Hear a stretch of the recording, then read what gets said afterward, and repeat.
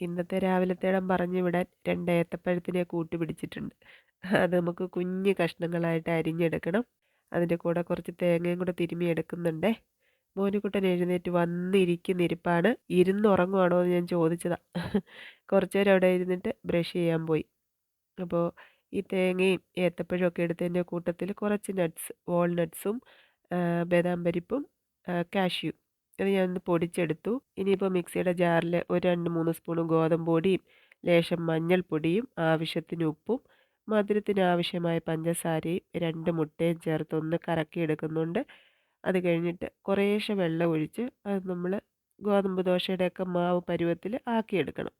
ഇനി പാൻ അടുപ്പത്ത് വെച്ചിട്ട് തേങ്ങ തിരുമ്മിയത് അതിനകത്ത് ചേർത്ത് ഈർപ്പം മാറുമ്പോഴത്തേക്ക് അരിഞ്ഞു വെച്ചിരിക്കുന്ന ഏത്തപ്പഴം കൂടി അങ്ങോട്ട് ചേർത്ത് കൊടുക്കണം. അതൊന്ന് അടച്ച് വെച്ച് ഒരു 5 മിനിറ്റ്. അപ്പോഴത്തേക്ക് നമുക്കൊരു 2 സ്പൂൺ പഞ്ചസാരയും 2 ഏലക്കയും കൂടി ഒന്ന് പൊടിച്ചെടുക്കണം. അപ്പോഴേക്കും ഏത്തപ്പഴമൊക്കെ ഒന്ന് വെന്തിട്ടുണ്ടാവും. ഒരുപാട് വേവിച്ചെടുക്കുകയൊന്നും വേണ്ട.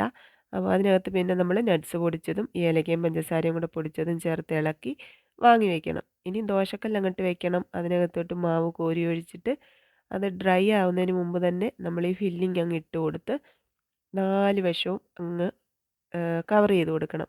ഏത് ഷേപ്പിൽ വേണമെങ്കിലും ഉണ്ടാക്കാം. ഇനിയിപ്പോൾ രണ്ടായിട്ട് മടക്കിയിട്ടാണെങ്കിലും കുഴപ്പമൊന്നുമില്ല. ഇതിപ്പോൾ എനിക്കൊരു ഇഷ്ടം തോന്നി ഞാൻ ഇങ്ങനെ അങ്ങ് ഉണ്ടാക്കിയെന്നേ ഉള്ളൂ. ഇനിയിപ്പോൾ മധുരം കൂടുതൽ വേണ്ടവർക്ക് അതനുസരിച്ച് പഞ്ചസാരയൊക്കെ ചേർക്കാം കേട്ടോ. ഇവിടെ മധുരം അധികം വേണ്ട.